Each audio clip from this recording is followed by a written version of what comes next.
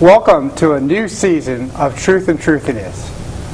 Truth and Truthiness won the award in Tompkins County for the best show of 2008, and in 2009 we're going to be even better.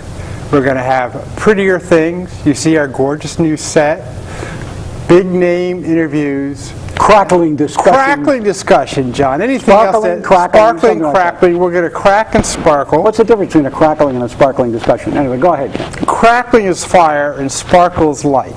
There which you has go. got a difference. Okay. Now, Excellent. John, what do you think is going to be prettier for our new season? We've got a beautiful, new season. We've got a beautiful new set. We've got a beautiful new. Well, what's pretty, John? What's pretty in life? Tell me what's most pretty to you in life, John. What's pretty to me in life? Women. Women are pretty. Of course, women. Women are pretty. Especially my wife. Yes. We got pretty, beautiful Cornell undergraduates and other pretty women on Truth and Truthiness this season. And we're doing it in a beautiful studio with a beautiful production manager. Beautiful production. We're just going to be so much slicker and everything. Right. But tell you, John, are we going to get in trouble for having pretty women? That's what I want to know. Are we going to get in trouble for having pretty women? Do you know anybody who's ever got in trouble for having pretty women? Well, yeah, but pretty women and no pretty guys. I mean, that's the problem. I mean, Elaine might want to see a pretty guy. What do you think? Well, Ken, don't be so self-deprecating. All right. We can come up with pretty guys, too. Well, I don't want to come up with pretty guys. That's my problem. I want to come up with pretty women. Well, then you solved your own problem, I guess. Well, I just hope the audience is with us on this, John. Yeah, I know. Our audience, our ratings are going to drop, Ken. No. Our studio manager here assures me they sell cars with pretty women and not pretty guys. Yeah, well, our ratings are off the scale. That is, they've not been able to measure them. I think that means they're off the scale. They're immeasurable. I think we're done. Okay. Thanks. Gabby, tell me about yourself. I'm a senior at Cornell University, and I'm studying human development. And I graduate in May. And this May, so you must be pretty excited about that. I'm really excited, but sad at the same time. To be leaving. Yeah, definitely. Yeah. Well, tell me about your major, what you've studied. I've studied human development, and I focus on inequality and racial issues, social justice. Social justice. Yep. Yeah, important stuff, and you've liked your major. I've loved it. See, I've known you for a year and a half. It's been a pleasure just how much you've liked your major. It's a wonderful thing when a student falls in love with their major. Yeah. Great. Well, what's up next, Gabby? The upcoming video of Truth and Truthiness is next. Like many alums, I fondly remember the Cornell campus. I really like the way this student gulps his soda. She is running in the beautiful gardens of the Andrew Dixon White House, where later we will interview Cornell Vice President Tommy Bruce.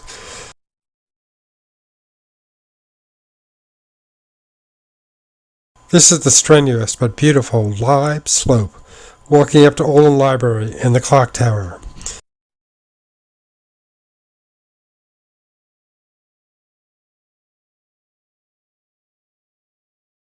Cornell is about meeting interesting and neat people and making fast friendships and deep bonds quickly.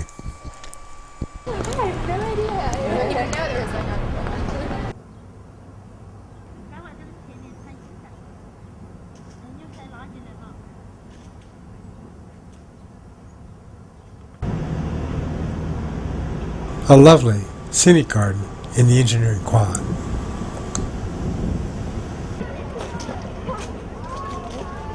Cornell Administration Building.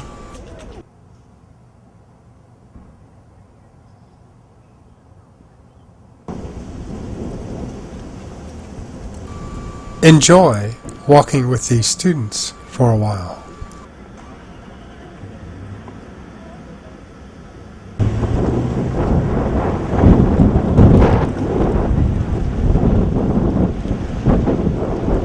The Cornell Arts Quad, which was my spiritual home as a student.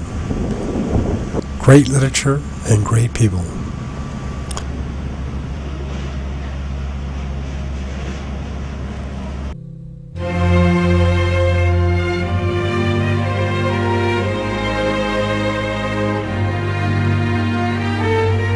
I still am struck every time I drive up here. fly into New York City and you get in your car and you drive up here. It's 3 hours of the most unbelievable natural beauty you're ever going to see. You know, the Finger Lakes are right here. If you just look out the door now, even today as we speak, the rolling hills, Ithaca and Cornell sits on a hill. As you look out around the hills, the green and the red and the yellow and the brown and what have you, it's absolutely gorgeous. I think this place is very conducive to dreaming in and of itself. If you look around, there's such a sense of history. If you walk across the quad and look at the old 19th century buildings and the statue of Ezra Cornell, sometimes I'll come out at the end of the day and after teaching my last class and step outside and the carillon will start.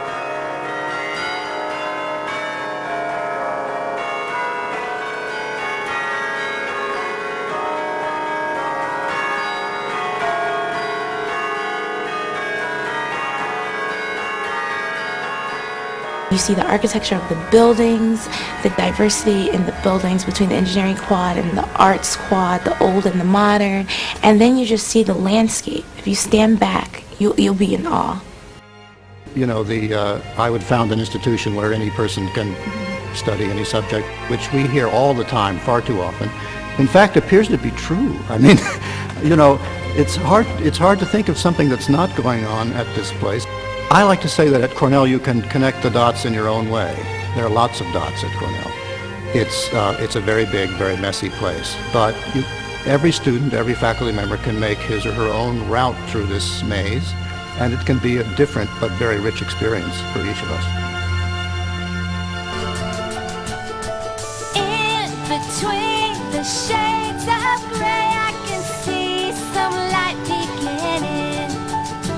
As I pick up the pieces of years gone by, I begin to get the hang of it. Nothing's gonna stand in my way. And now the future looks brighter today. Somehow everything's perfectly clear, and I am starting to wonder why I never saw this before.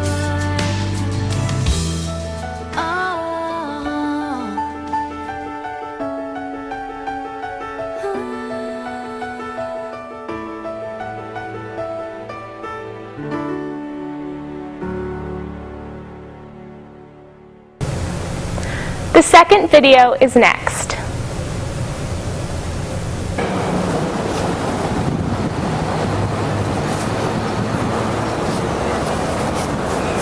Welcome. Truth and Truthiness has moved up the hill to the campus of Cornell University to the historic gardens of the Andrew Dickson White House.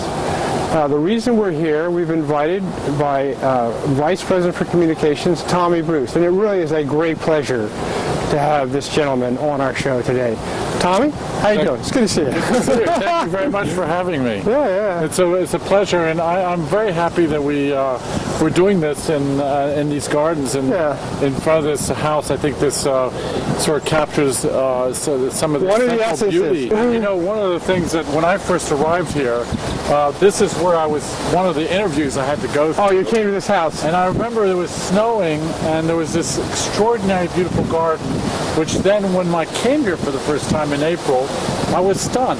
Really? And there was all these flowers coming out. And this is before we get to the issues. I just want to say, to me, this really represents, in a way that I think is really beautiful, some of the excellence of this university. And we so often talk about everything else, but agriculture and the College of Agriculture and Life Science, to me, is one of the gems of this university and frankly of this country. Yep. And so when I look at all this, I'm just quite marveled. You know, it makes me think of what we're doing in Mexico for the Gates Foundation. Oh, is that right? Wheat rust. It makes me think of, you know, something that's very local and very, very nice is all the work that's being done with the wine, the vineyards. Well, you know, it turns out that a little past history of mine that I have to confess is when I was in Washington, I worked very closely with the French region of Champagne. Is that right? To help them with some of their trade issues in Washington. And And so it was great fun to come up to having done that and then learned a lot about Well, Tommy, wine. then you can give us the inside story. Is it really true those French red grapes are good for our health? Do we live longer if we I have drink? contention that it's good for you. Yeah. In moderation, of course. In moderation, and plus I think they're looking at some contents of it. Absolutely. Yeah. There's a lot of good work. A lot of research, actually, bio research. Exactly. Well, let's sit down and. This is wonderful. Yeah. Well, and there's the Red Barn where all the graduate students. Right. This is the sort of the epicenter of the graduate students here, and it also has a lot of history. Anyhow. Yeah. So you were asking me what do I normally I answer the questions. Well, I did think up some questions because that's the role. But on the other hand, my question really is, what message do you want to get out? Now, there's a number of areas we could talk about that. You mentioned the financial situation. I know previously you mentioned that David Scorton had some interest potentially in being part of a solution in this tough economic times.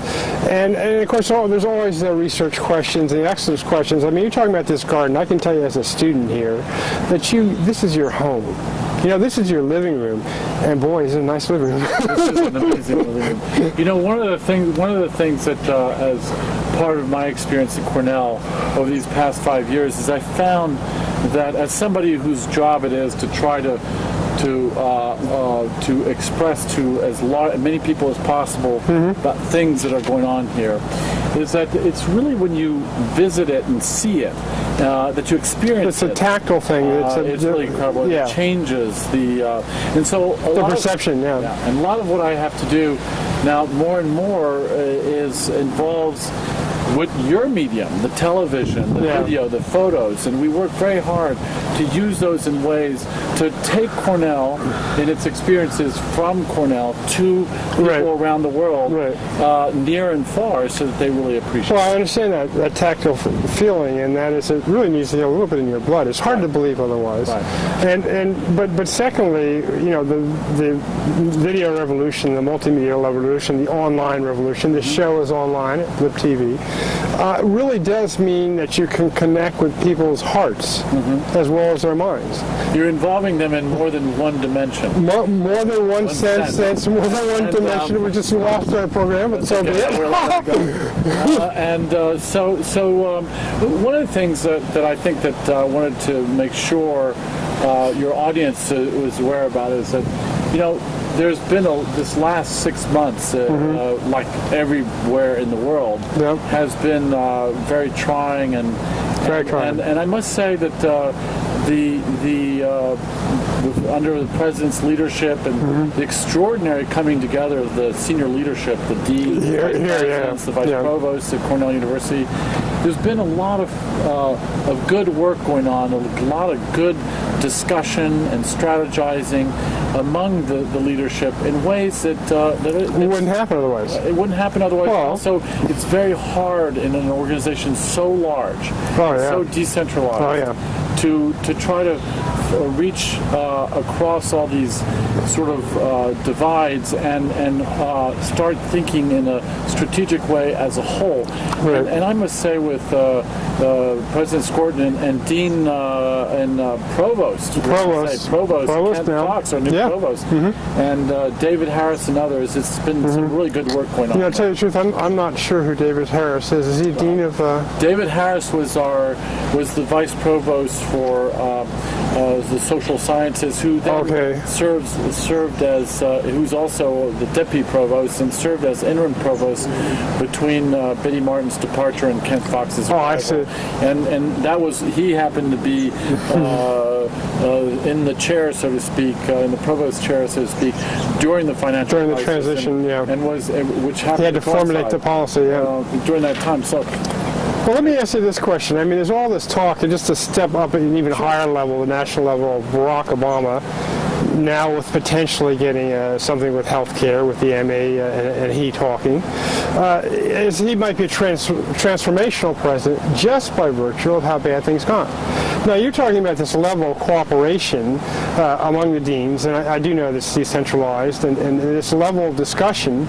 I mean, do you think we have an opportunity here for David Scorton and the deans to transform in a positive way because of the difficult situation in this university? I think so. I think that if you had asked me 6 months ago in the middle of October or something like that, I would have had to honestly say, let's see what happens. That's tough, yeah. And what I should just, drawing on my own personal experiences as somebody who lived and worked in Washington, D.C. in the realm of policy and politics for 25 years with these kinds of situations. And it's very tough to change anything, right? And the fact of the matter is that necessity is the mother of invention. Definitely. And difficult times, financial challenges, sort of helps people focus on what needs to be done. And one of the things that I'd like to point out is that with the recent, in the next week or so, we have, as you know, 432 of our colleagues who have taken the voluntary retirement program. Right. And I heard that program was going. All those people are excellent people, and they've all decided to do this for a variety of reasons, and they are going to leave behind them not only a vacuum in the various offices, but they're also going to leave us with the challenge of how do we do what we have to do without the benefit of their support. And so therefore we all in each of these offices need to organize, to think about whether what we've been doing was the right way to be doing it. Are there ways to streamline? Well, again, is the crisis of their departure going to spur this critical thinking? And now here we are in June, and I think that the noise you hear on campus is noise of people working. And people, moving the ship forward, and so I think that speaks for itself. And it does. And doesn't need me to try to beautify it. Right. But there are tough problems, and I guess the question is, how is it going in terms of this first place, we want to keep the heart and soul of Cornell. The remarkable thing is the soul of this place has not changed probably since it started. And we have a little video clip from the administration, David Scoren, that talks about both the soul of Cornell, land grant usually. And I'd like to show that to you, and then maybe we could take that as a departure point of how do we keep the heart and soul of Cornell together, yet make these transformations that are necessary.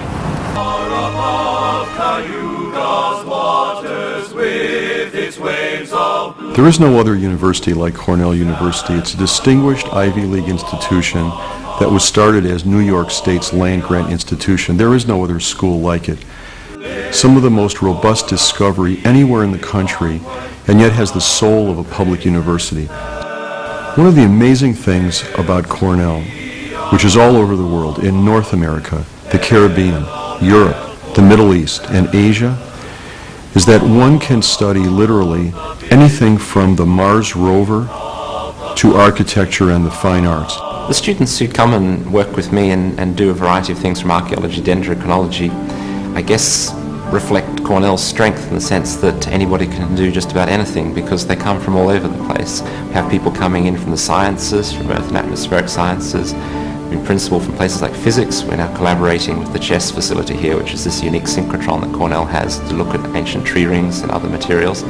So we are a genuine interdisciplinary study.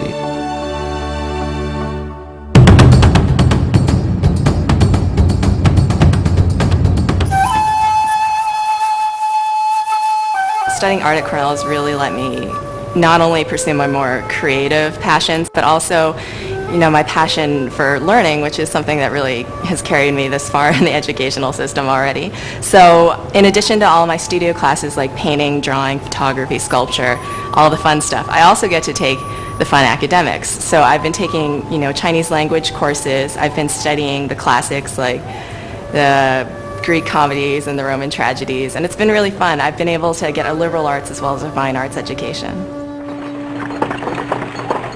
I'm from a small farm, an Amish Mennonite farm actually, in the middle of Kansas. And college wasn't something that a lot of people did. I really wanted to double major in English and music. Some of your more traditional musicology programs probably wouldn't allow me to write a thesis on Bob Dylan. So when I was given the opportunity to do a senior thesis, Bob Dylan immediately leapt to mind.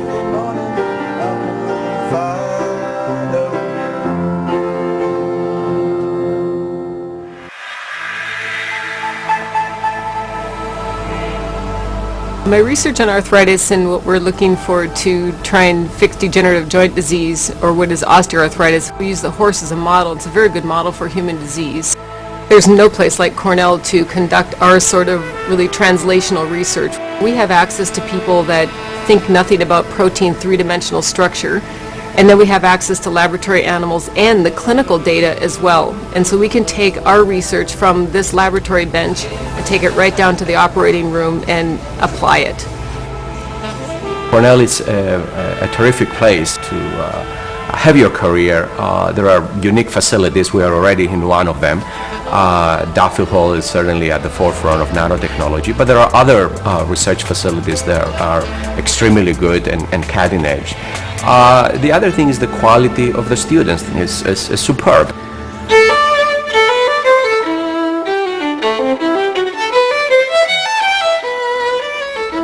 It will not work in this ensemble, right?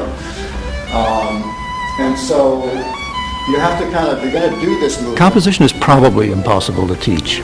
And although I myself had some very distinguished teachers, including Carl Husa, who is probably the most famous composer ever to grace this campus, I'm not sure what I learned from them, but I learned by being around them what it meant to be a professional and what it meant to have a kind of ethics of making art. I came here in 1980 to go to graduate school, and I studied with A.R. Emmons, Robert Morgan, Ken McLean, Phyllis Janowitz in poetry, and Alison Lurie actually in fiction, who was teaching the poetry workshop. It was a wonderful experience for me and really a life-changing one. The spring of my junior year, I took a class here in this astronomy department that was being taught by a professor, Joe Vavorka, who at that time was a member of the science team for the Viking mission to Mars. Viking was a mission that was the first one to land successfully on the surface of Mars. And Joe was a member of that mission team and taught a course about Mars. And I took it. It was an exceptional opportunity to be able to take a course like that from a professor who is directly involved in that kind of research. And I came out of that course knowing exactly what I wanted to do with the rest of my life. Or a rover or something. This one was a crasher. Okay? And there hasn't been too much else quite like this one. I think the professors at Cornell are very passionate about their duties to their students. They don't just give us textbook problems. They make sure to push us to the limit so that we're really learning what we came here to learn. Cornell was started in the 1860s as a land-grant university and is the land-grant university for New York State. And that concept of the land-grant mission has evolved, of course, over the decades, so that I think about Cornell as the land-grant university to the world, that we have as our mission, as our passion, public service and the application of education and discovery to the public's needs. The land-grant mission of a place like Cornell is really the intersection of our teaching, our research, our outreach, in order to benefit the people of New York, of the nation, and of the world. And it's really quite exciting. Buy a brick, build a house, help support Habitat for Humanity.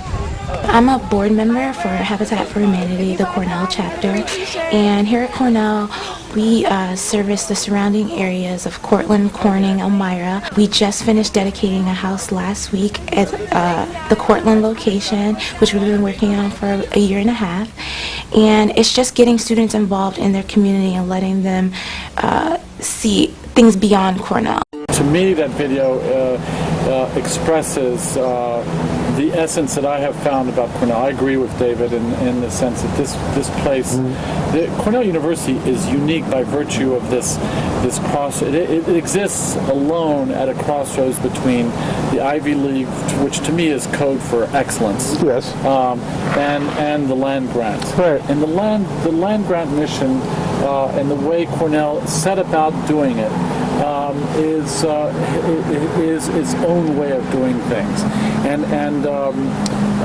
it is that which is the essence of Cornell. It is the marriage of these two sides, the private university with the public mission, the land grant. And not only the public mission, but the public service. The notion that, yes, we're getting educated, yes, we're very smart people, yes, we've got all this talent, yes, we've got all these labs, we've got everything. But what purpose do you put it to? Do you put it to the good of the society, or do you put it thinking that I'm just going to Wall Street or what have you? And I'm happy you clarified that, because one of the things that I hasten to point out is Cornell is first among all of its equals in terms of public service. But the fact of the matter is that it's unique in its sense of public purpose. Yeah. And sometimes people sort of to have a tendency to boil down our work through the outreach system and through the cooperative extension. Which is huge. Cooperative extension is huge. I mean, we're in every state, every county of the state, and the 4 boroughs of New York City, and we have people working every day to translate, to transfer. It's a little bit like it's knowledge transfer. It's a little bit like technology transfer. They're taking knowledge from this great university that's developed by these great scientists in so many disciplines that when I talk to people, they find it hard to believe. Oh, it's stunning. So many things are done here. And they're transferring this knowledge as best as they can to the folks of the state of New York. I think this is extraordinary. It's a wonderful thing, but it also seeps into the students' life. I mean, they just love it. I mean, they're really very loyal. But I did think of one question I want to ask you. A serious question. I went to an event. It was President Scott was there, and 2 or 3 of the deans were there. This event was an entrepreneurial event. There was an incredible speaker, but he was an entrepreneur. And what he's saying is, in essence, that part of this transfer to the society of the intellectual efforts of the researchers can be put to good use. And I'm there, frankly, because I'm an entrepreneur, and I also do a little consulting at Cornell, and I'm thinking, now wait a second, how serious is this? I mean, there are the models, right? There's the Stanford model from Silicon Valley, from where I'm from, Cisco streamed Stanford. That's it. But that's not what we are here. How do we keep our soul, but are we really seriously thinking that we will take intellectual product from the great labs here and transfer it for the good of the society in a more robust way than we've been doing in the past, for the economic good of the university or for whatever?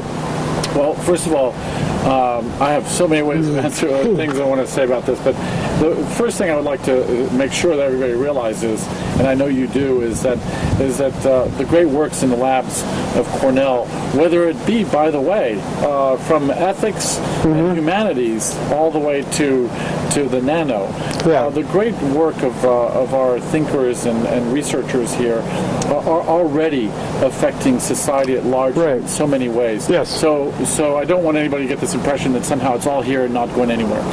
But now the issue of the Route 126 for MIT and Boston or the audience may not be familiar with that, but MIT is doing serious outreach of technology around that robust area. And then we in some ways are already doing. You have the Cornell